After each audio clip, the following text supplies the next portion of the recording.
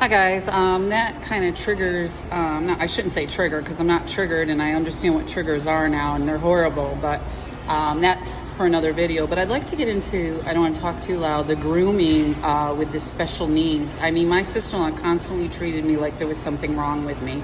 And that went on as soon as I met them. There were constant sexual innuendos about what I wore. There was constant inferences that I didn't, I couldn't watch her children because I came from a broken home. And it all seemed plausible in the beginning. It was very subtle. I came from a poor family. I came from divorce. My mother was a single mother. So this was going on, and it was constantly wearing you down, especially because she was involved with special needs. And when she was one of the first ones that got involved. So it became a very big money-making thing where we all have learning disabilities, we all have problems. As soon as you grow up in a poor family, you have something wrong with you. You have all these ACEs. Well, I didn't. My family wasn't poor. My mother was from a rich family.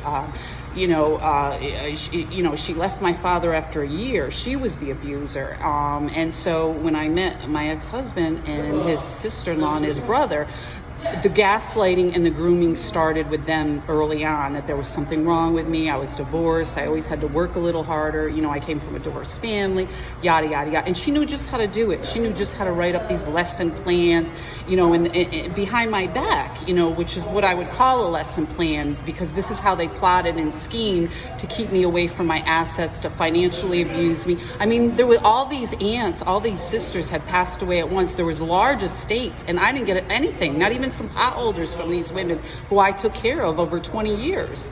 She got everything, houses and money and trips and cars. And I mean, it was just unbelievable. And she was traveling all the time while I was taking care of my blind mother-in-law and her mentally ill sister. And this is what was going on while she was slowly plotting and scheming with these other people about how I'm mentally ill. I have this problem, I have that. And it's all a bunch of lies. It's a bunch of sick, filthy, disgusting lies. So I'd like to get into more of that about the special needs and how a lot of it's a racket. Be safe.